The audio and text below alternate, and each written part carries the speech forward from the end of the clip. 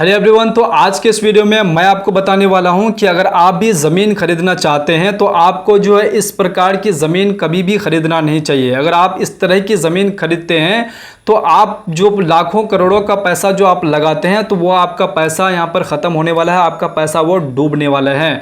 और आपको जो है यहाँ पर पैसा तो डूबेगा ही, साथ में आपको जो है कानूनी कार्रवाई भी हो सकता है और आपको जुर्माना भी यहाँ पर लग सकता है। तो इस तरह की ज़मीन आपको कभी भी यहाँ पर नहीं खरीदना चाहिए। अगर आप इस तरह की ज़मीन खरीदते हैं तो आप जो है एक समस्या का यहाँ पर जो है जड़ खरीदते हैं। ये ज़मीन आपको यहाँ पर कोर्ट कचहरी तक भी पहुँचा सकता है और आप परेशान भी यहाँ पर बहुत हो सकते हैं। और उस ज़मीन को आप जो है खरीद बिक्री भी कभी भी यहाँ पर अगर गलत तरीके से ले भी लेते हैं तो उस ज़मीन को खरीद बिक्री आप नहीं कर सकते हैं। तो ऐसे वो कौन सी ये ज़मीन है जो आपको नहीं खरीदना चाहिए, इस वीडियो में हम आपको बारीकी से बताने वाले हैं। ये वीडियो आप लोगों के लिए बहुत ही इंपॉर्टेंट रहने वाले हैं। अगर आप ज़मीन खरीदना चाह रहे हैं तो खरीदने से पहले इस वीडियो को जो है बारीकी से जरूर यहाँ पर देख ले, ताकि आप जो है यहाँ पर आपका जो पैसा जो आप फंसाने वाले हैं, जो ज़मीन आप जहाँ पर खर्चा करने वाले हैं, वो ज़मीन आपको सही तरीके से आप ले पाएँ, अच्छे तरह से जाँच करके ले पाएँ कि ये जो हम अभी जो आपको ज़मीन बताने वाले हैं ये ज़मीन वो वाली ज़मीन है या फिर आपका फ्रेश वाली ज़मीन है। तो इस वीडियो में आपको सारा चीज़ यहाँ पर पता चलने वाला है। अगर आप इस चैनल पर नए आए हैं तो चैनल को सब्सक्राइब जरूर कर लीजिएगा। तो चलिए, सबसे पहला वाला ज़मीन जो है, आपको कौन सी ज़मीन आपको नहीं खरीदनी चाहिए। पहली जो ज़मीन है वो आपका इनामी वाला ज़मीन या फिर पट्टाई वाला ज़मीन जो आप खरीदना चाहते हैं तो वो आप बिल्कुल नहीं खरीदें।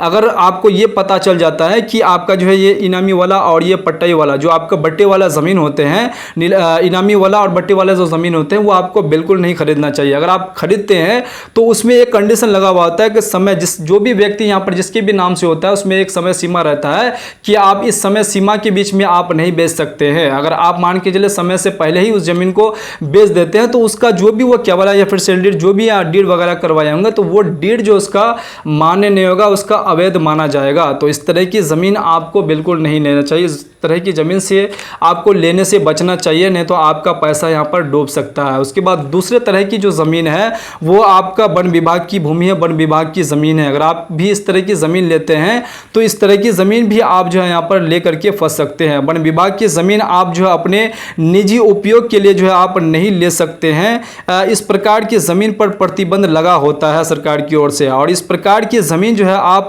खरीद बिक्री भी यहाँ पर नहीं कर सकते हैं। खरीद बिक्री अवैध माना जाएगा और आप पर जो है यहाँ पर अगर आप खरीद बिक्री भी अगर कर भी लेते हैं, अगर किसी तरह से किसी अधिकारी को मिला करके अगर आप उस ज़मीन को अगर बेच भी देते हैं, उस ज़मीन को अगर आप खरीद भी लेते हैं तो आप पर जो यहाँ पर कानूनी कार्रवाई यहाँ पर होने वाले हैं। आपको जेल भी हो सकता है और आपको जो है यहाँ पर बड़ा भारी जुर्माना भी यहाँ पर आपको लग सकता है और वो आपका रजिस्ट्री बिल्कुल अवैध यहाँ पर माने जाएंगे।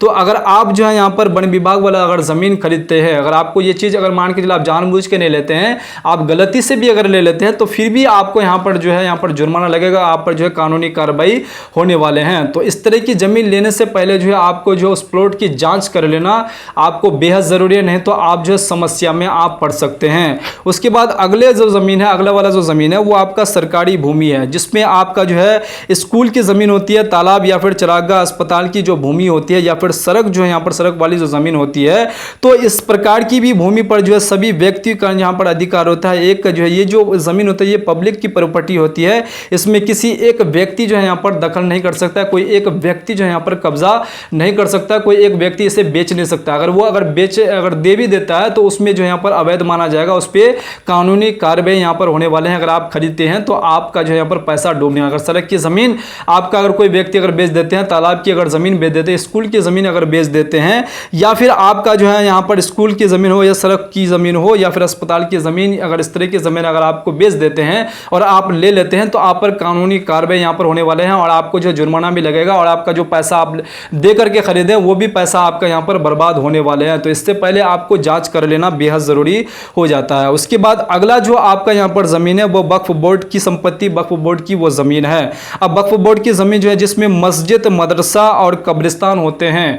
मस्जिद, मदरसा, कब्रिस्तान किसी एक व्यक्ति का नहीं होता, उसमें हर एक व्यक्ति का यहाँ पर अधिकार होता है। हर एक व्यक्ति उस प्रकार की प्रॉपर्टी, उस प्रकार की के ज़मीन को जो है यहाँ पर यूज़ करते हैं और वो ज़मीन कोई व्यक्ति यहाँ पर बेच नहीं सकते, उस ज़मीन को कोई ख़रीद नहीं सकते हैं। तो ये जो है अगर आप मान के चलिए कब्रिस्तान जैसे ये जो ज़मीन होते हैं वो धार्मिक संपत्ति, आप अकेला जो है नहीं खरीद सकते हैं, अगर कब्जा भी आप नहीं कर सकते हैं। अगर उसे कब्जा कर लेते हैं, खरीदते हैं तो आपका अवैध माना जाएगा। इस तरह की ज़मीन आप बिल्कुल ना खरीदें और इस तरह की ज़मीन आप कब्जा करते हैं तो आप पर जो यहाँ पर कानूनी कार्रवाई भी आप पर हो सकता है और आपको जुर्माना भी लग सकता है। जब भी आप ज़मीन खरीदें तो इस तरह की ज़मीन आपको जो है बिल्कुल नेगलेक्ट करना चाहिए, इस तरह की ज़मीन आपको बिल्कुल नहीं खरीदना चाहिए।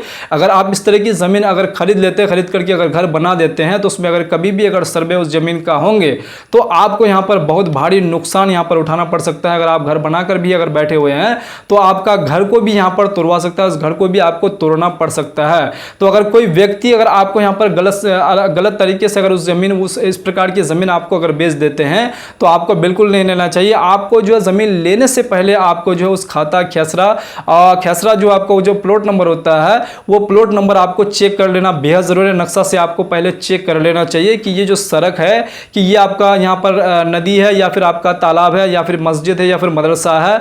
मान के चलिए पहले का सर्वे में जो है अगर मस्जिद दर्शा हुआ है, मदरसा दर्शा हुआ है या फिर मंदिर वगैरह इस तरह की अगर दर्शा हुआ है तो इस तरह की ज़मीन जो है यहाँ पर आपका नक्शा में आपको दिख जाएगा। लेकिन अभी आपका ज़मीन पे आपको नहीं दिख रहा है और उस ज़मीन को आपको कोई व्यक्ति बेच देते हैं तो उसको जो है आपको पहले चेक कर लेना चाहिए, तभी आपको वो ज़मीन खरीदना चाहिए। अन्यथा आप बहुत बड़ी परेशानी में पड़ जाएंगे, आपका यहाँ पर पैसा भी डूबेगा, आपका लाखों का पैसा डूबेगा ही और आपको परेशानी अलग से होंगी और आपको कोर्ट कचहरी तक भी ये जो ज़मीन है आपको पहुँचा सकते हैं। उम्मीद करता हूँ कि आपको ये सारा चीज़ समझ में आ गए होंगे। तो चलिए हम फिर से इसी प्रकार से दूसरे वीडियो में दूसरे कंटेंट के साथ मिलते हैं। तब तक के लिए आप अपना ख्याल रखिएगा और इस वीडियो का जो है आपको कैसा लगा कमेंट बॉक्स में जरूर कमेंट करके बताइएगा। तब तक के लिए मिलते हैं फिर नेक्स्ट वीडियो में। जय हिंद, जय भारत, वंदे मातरम।